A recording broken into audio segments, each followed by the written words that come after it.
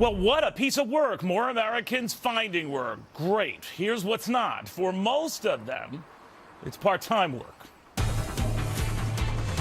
Welcome, everybody. I'm Neil Cavuto, and the good news is the economy is churning out more jobs. 162,000 more last month.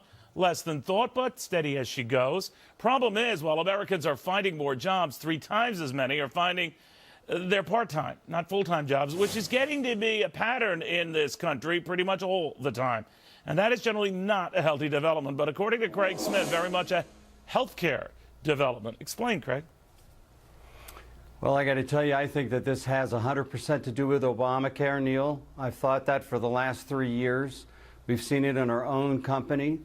And I mean, I scoured this report trying to look for good news. 162,000 jobs, wages down, hours worked down, revisions all downward from May and June. There's nothing good. So I went to the household survey. I found out in the year of our Lord 2013, 77% of all the jobs we created were temporary jobs, Neil. Does that mean if you babysat for your aunt for a couple days, that counted as a job, for Pete's sakes?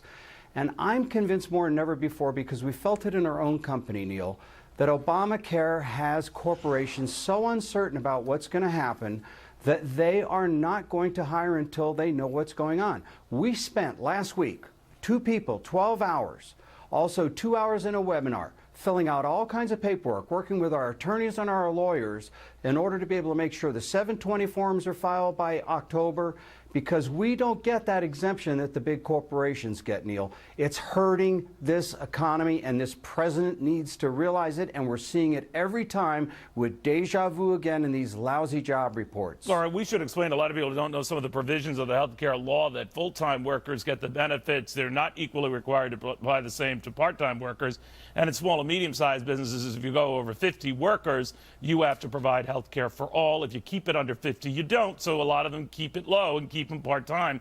And that's a trend that's accelerated. We're showing again how it's been going this year, how it went in the latest this month. If that continues, there really can't be much traction, because so many workers really don't have much traction on the job. Oh, you're absolutely right, Neil. And let's look at what's happening.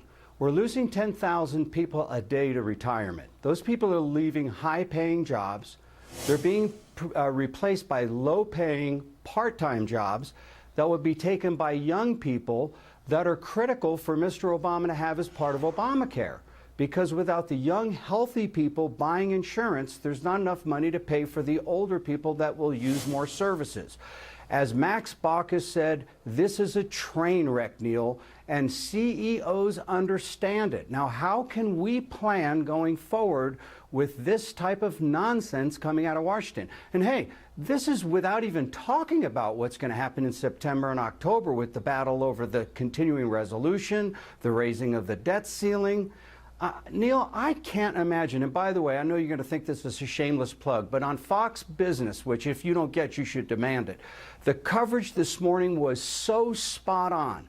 I watched another network, forgive me, for a few seconds, and nothing but cheerleading. Everything's great, everything's fine. In the meantime, Fox Business dug through the numbers. They looked at what the real effect is on the economy.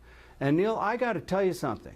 I'm a very optimistic person by nature, but you can't look at the raw data and you can't look at honest reporting on this economy and say that Mr. Obama has been nothing but the worst thing that could ever happen to this nation economically. Well, it is curious that we have to look at these aggregate numbers, and we do. We'll tell you the 162,000. We'll tell you about the 7.4% unemployment rate. But we will tell you some of the underlying trends that you might bear watching, and that includes the fact that this is disproportionately gains in part-time work. Now, I know the expression would be, well, any job is better than no job, but so many part-time jobs generally isn't good for a sustained recovery. We shall see. Craig, thank you again for that plug for FBN. The check, my friend, is in the mail. Not. All right, in the meantime, thank you, my friend. In the meantime, here's the